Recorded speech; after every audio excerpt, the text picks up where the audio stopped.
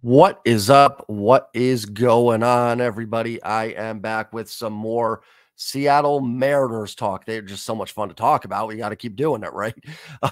As usual, before I get started, do me a favor. If you're new here, hit the subscribe button. Whether you're new here or not, hit the like button as well. Just the two easiest free ways to help support my channel. So if you guys could do that for me, I would truly appreciate it. And again, a huge thank you to everybody that has already done that. I'm going to talk a little bit here about the Adam Jude article that came out about the Mariners, talk about some of the new coaching hires, and then the kind of quote that everybody's talking about, the amount of money they have to spend. And we're going to get into that a little bit. Before I do, I want to talk about something real quick. It has to do with my channel, and that's channel memberships. Now, if that's something that doesn't interest you, maybe skip forward a minute and a half, 2 minutes or so, and we'll be into the article. So channel memberships are available. I haven't talked about them too much. I'll be honest, during the offseason for baseball, I've not done a ton of stuff for my members, but I did recently put up a video. I went into more in-depth detail on my thoughts on the Jared Kelenic trade that the Mariners just made. So that is up for channel members. And once baseball gets going, spring training, regular season, there will be members-only live streams with giveaways as well. We've already done a few. And the more members I get, the bigger the giveaways can get as well. Now, if you don't want to be a member, totally fine. There's still going to be tons of live streams, and I'll even have some contests and stuff throughout the season for the live streams for the Mariners games. So nothing required or anything. But if you're thinking about it, think about going over, joining, becoming a channel member. And, we'll have some polls and some, Q&A stuff for members. Like I said, I'll try to do like once or twice a month, members only videos. And then the live streams, will be rocking those once the season gets going. So article came out today from Adam Jude. Everybody's kind of talking about it. And let's just get to the big number that's mentioned. He mentions they have $20 million to spend in this offseason.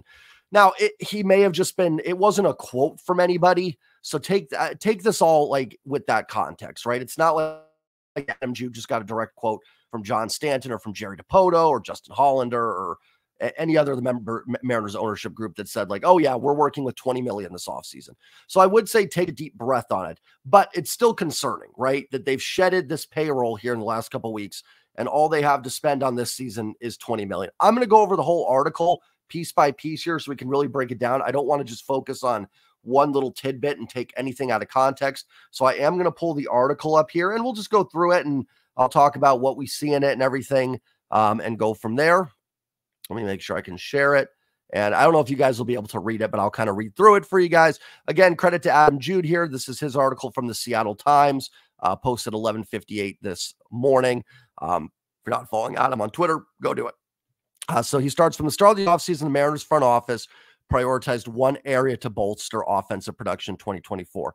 In an ideal setup, Mariners executives would like a lineup that strikes out less and puts the ball in play more, an obvious weakness from the 2023 lineup.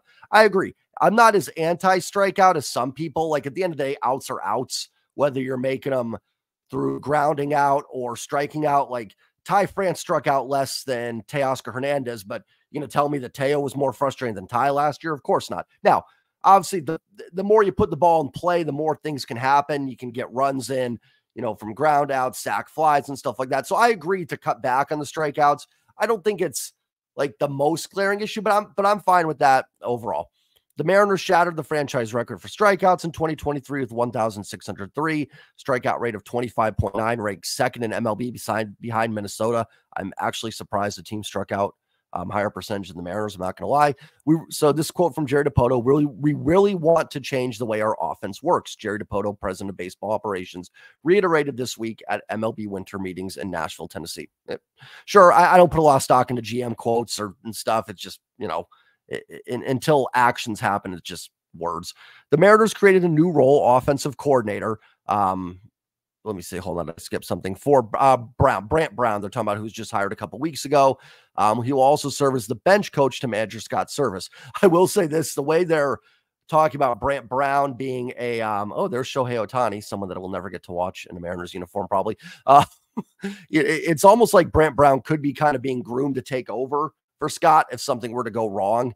And offensive coordinator is an interesting title. Maybe he's going to be Shane Waldron's replacement. We'll see. Yeah, so he'll serve as bench coach and offensive coordinator. I'm really excited about the new guys that will be joining us. Scott Service said they've got different experiences will really help us on the offensive side. that's where you're seeing the adjustments. Sure, and Brant Brown has a nice pedigree. He was with the Marlins last year. Guys like Jorge Soler appear to take a big step forward with him. He worked as a Dodgers hitting coach. Obviously, it's right there in the article. Apparently, he's a big part of Cody Bellinger's development. So, a couple names to maybe keep an eye on for the Mariners with the Brant Brown connections there. Brownie has been through the wars, Dipoto said. I always love that quote. It's like such a baseball. I remember it was 2007 and the Mariners acquired Rick White in August, and Bill Bavasi was talking about how Rick White has been through the baseball wars. It's just funny, like whatever. He's worked with great hitters. He's helped them turn keys. He's got unbelievable energy. We know Brownie from his time with us. He was with the Mariners before, and it was a no-brainer for us. Yeah, no problem with any of this. That's all fine and dandy. Brant Brown sounds like a good guy, smart hitting coach. Happy to have him on board for the Mariners. Joseph, 32, will serve as the assistant hitting coach. One-time top prospect. Joseph played with the Phillies 16-17. Spent last 3 seasons minor league hitting coach in the Mets and Giants organizations. Brown and Joseph will partner with hitting coach Jared DeHart, who returns for his 5th season as part of the M's coaching staff. I'm just not big on coaching stuff in baseball, especially lower level positions like that. If they can help keep the clubhouse together and any little thing they can do. So this is all stuff that doesn't mean a whole lot to me. I'm just going through the whole article here. That's all I'm doing. He's lived a baseball life. He's succeeded. He's failed. He's been celebrated. He's been maligned. Dipoto said of Joseph, he's going to be a great in-between coach for Brant Brown and Jared DeHart. DeHart, 29, held the title of director of hitting strategy in 2023. He's gained a reputation as dedicated and respected coach amongst Mariners players. He's now gained experience and confidence, Dipoto said. He's technically aware. His ability to identify swing traits, especially his ability to kind of do it on the fly and shape players' swing, is great. Perfect. All good with that. Talking about Tony Arnett, who's going to go from hitting coach to bullpen coach. And then let's get back into a little bit of the lineup stuff here. So some coaching changes there. Brant Brown comes in. Again, excited for that. Good pedigree. Definitely someone that if the Mariners were to make a managerial change mid-season, which, listen, if this goes off the rails, Scott is going to be the first guy that's going to take the fall for it. It just is what it is. So Brown sounds like a guy that could take over. You still have Manny Acta on the coaching staff. I'm not saying that's why he's necessarily brought in. And listen, he's helped some hitters in the past. Like I said, he's very good reputation. So happy to have Brant Brown on the coaching staff. No problem with any of this.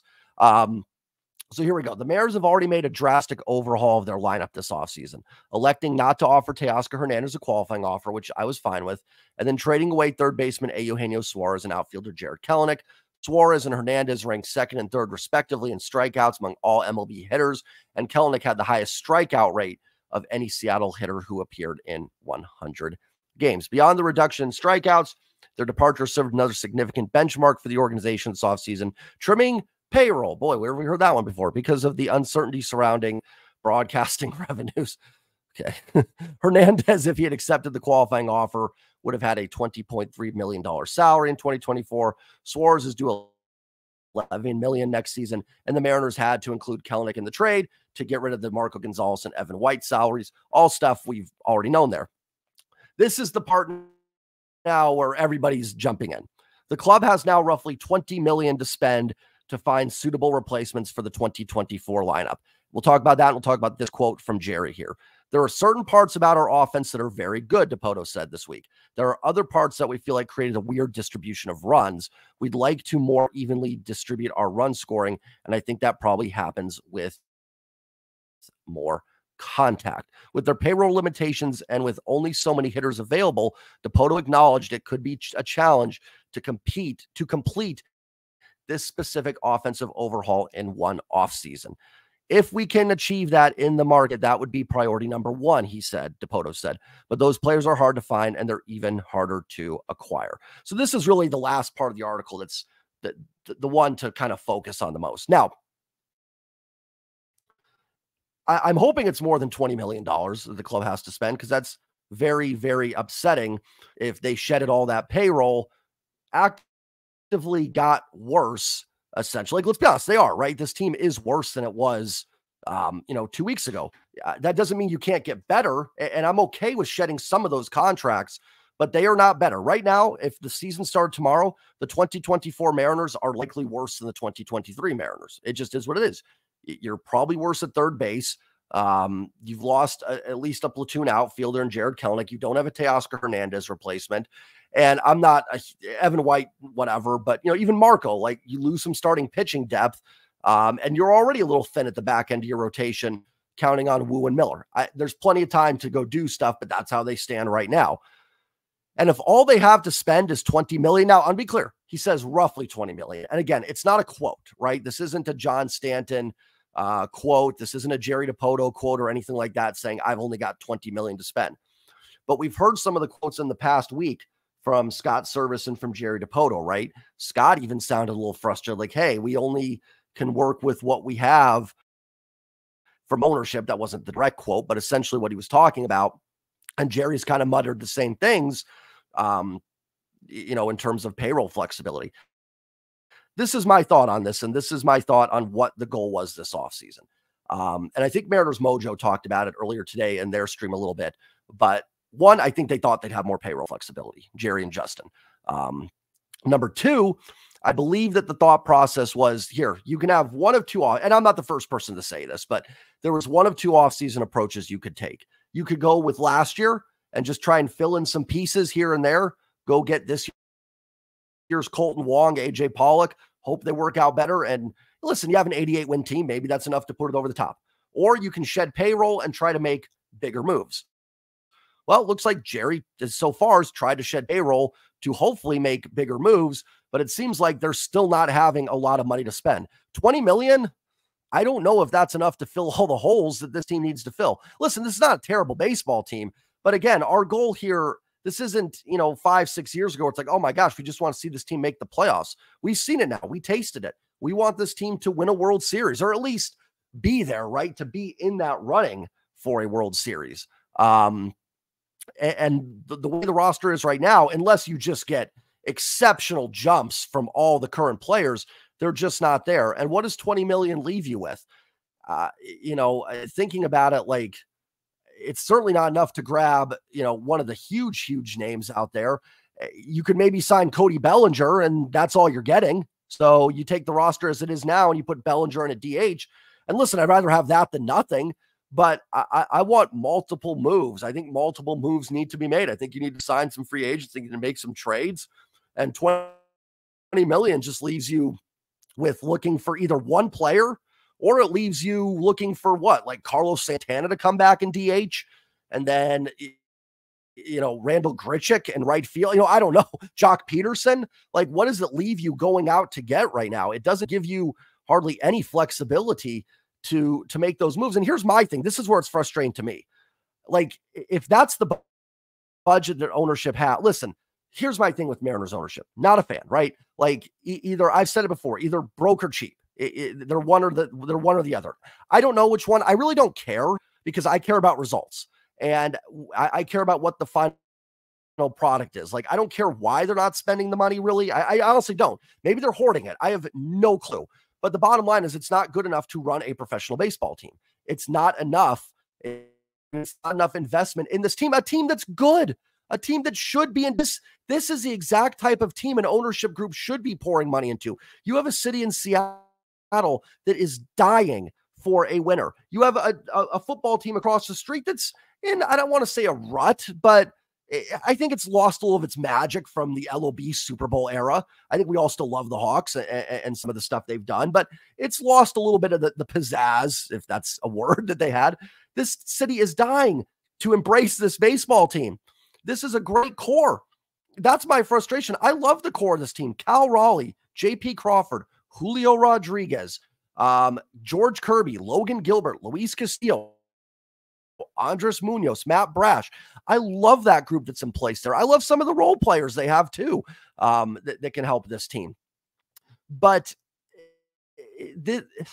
when you have a team like that, this is when you need to pour those resources into it. This is exactly when you need to go get those superstars to put around them. And I'm not just talking like Shohei Ohtani. I don't, that's fine. I didn't think you had to get Shohei Ohtani to have a good offseason. And I'm not even mad that they didn't get Juan Soto. I think trading away that level of prospects and players for 1 year of Juan Soto probably isn't very smart. But there are still other ways you can go do this. And there's previous off seasons too that people have frustrations with.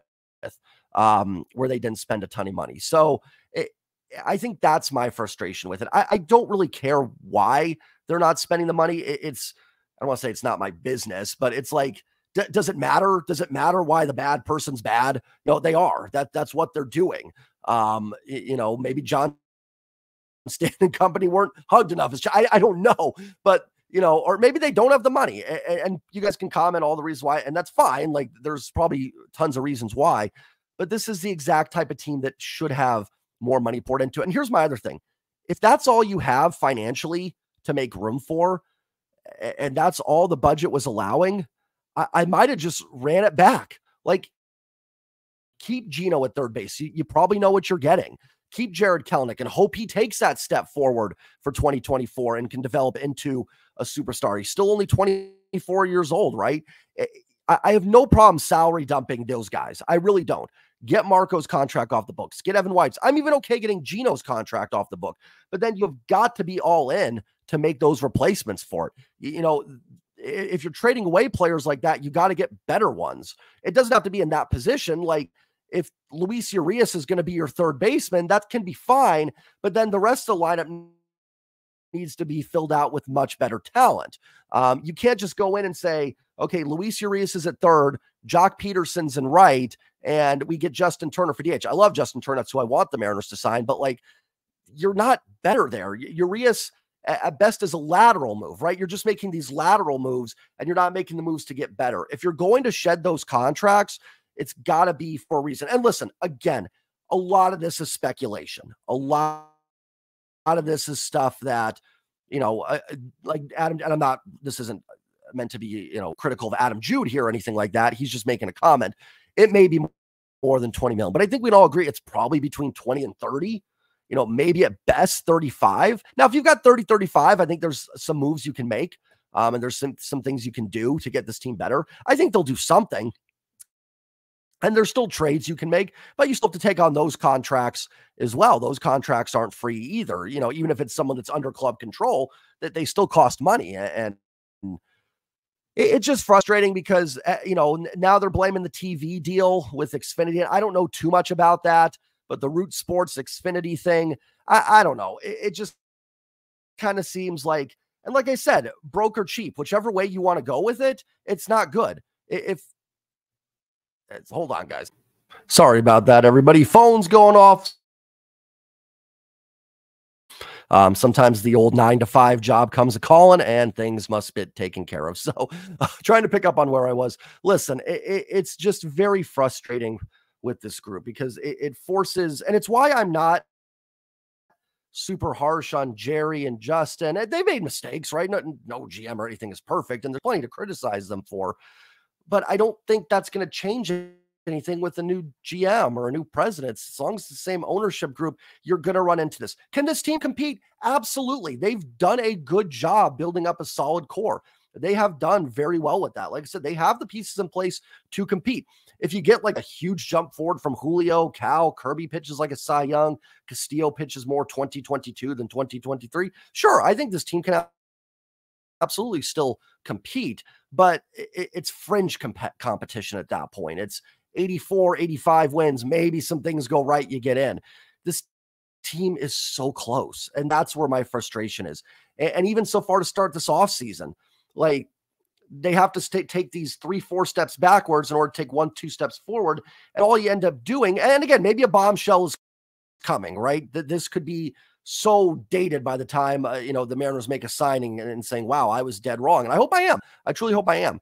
But they've got to take 3-4 steps backwards in order to get the payroll flexibility, which again, that does have to happen. I'm not blaming them for getting Evan White and Marco's contracts off the books. Those are good ones. Even Geno's, to an extent, makes some sense. But it's if you're not going to do anything with that money, you might as well have just kept some of those guys and see what you have. Geno, at least is going to be solid at third. Maybe you get something out of Evan White. Marco gives you some rotation depth. Jared Kelenic maybe blossoms next year. Who knows? They've got to figure something out here, and I don't know what the answers are. It may be a new ownership group. It probably is time. I know it's more nuanced than just sell the team, but it's just very frustrating that the Mariners have to go through this. And it seems like there's an article every week going over this and how they need to do 18 different things in order to free up the money to sign, Isaiah kind of Falefa. And it's like, oh, cool. We had to make 17 moves just to do that.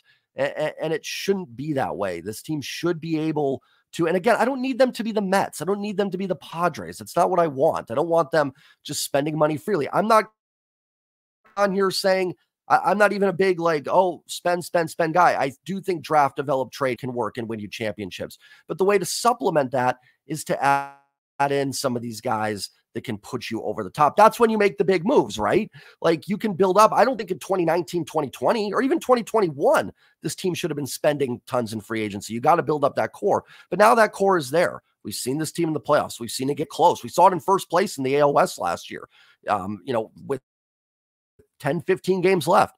There's a couple pieces out there that you just add them can put this team over the top. It's never that simple. Guys can regress. Things can happen. But I don't need this team to just spend. I don't want, you do that, you end up with Trevor Story and Chris Bryant on the roster. That would be a disaster for this team, especially with what we're going through right now. But they're just constantly having to do this few steps back. It almost sounds like the beginning of a rebuild when you read some of those quotes. And this team does not need to do that. 2019, absolutely, that needed to happen, or after 2018. It does not need to happen now. You can go get these pieces and put this team into a World Series, or at least as competitive as you can get. Nothing's guaranteed, but we should be talking about a team that's ready to take over the city. And I really thought we were. After 2022, talking about a team that was ready to just explode. The young core was there. And I'm still excited. I still love this core, and there's a lot of offseason left. That's the only thing I'll say. There is a lot of offseason left. And I hope they've got something up their sleeve. I do think they'll make a few trades. I don't think the roster as it stands right now is going to be your opening day roster by any means.